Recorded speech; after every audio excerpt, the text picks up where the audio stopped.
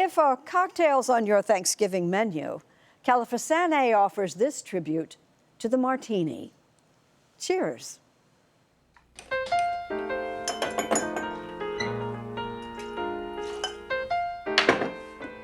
The martini makes very good sense for Thanksgiving. It will whet your appetite for the meal to come.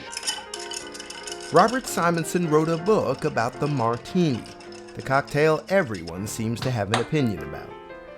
Nowadays, what makes a martini a martini? It's funny, it's strict and loose at the same time. Ingredients, proportions, garnishes, it's all subject to debate. I'm a purist. I would think it needs to be gin and vermouth. But I'm willing to bend and say, okay, vodka and vermouth as well. If there's no vermouth in there, I don't know how you can call it a cocktail.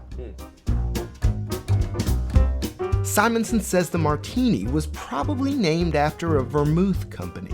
It was invented in America in the 1870s or 80s when bartenders mixed gin with vermouth, a fortified wine made with herbs and spices. It's a very big player in cocktail history. In the early 20th century, the very dry martini became very popular. Ice-cold gin or vodka garnished with a lemon twist or an olive or an onion, but only a little vermouth, or maybe not even a little. Why is it that so many people would want gin or vodka without vermouth? Because for years and years and years, it was stored improperly. It should be in the fridge. Samantha Kasuga is the head bartender at Temple Bar in New York City. So in the story of bad martinis, people thought vermouth was the villain, turns out to be the victim. Correct. This whole time. Kasuga's classic martini is 2 parts gin, 1 part vermouth. Cheers. Cheers. With a twist of lemon. That's great. I'm delighted to be here. She suggests that you probably shouldn't order it the way James Bond does. A martini, shaken, not stirred. When you're making a martini, are you always stirring?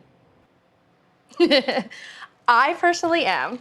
Is part of the reason for the popularity of shaking a martini that it puts on a little show behind the bar? I mean, definitely. People love a good shake. Let's go. 1, 2, 3, 4. 1, 2, 3, 4. People also love to have a martini made just the way they want it.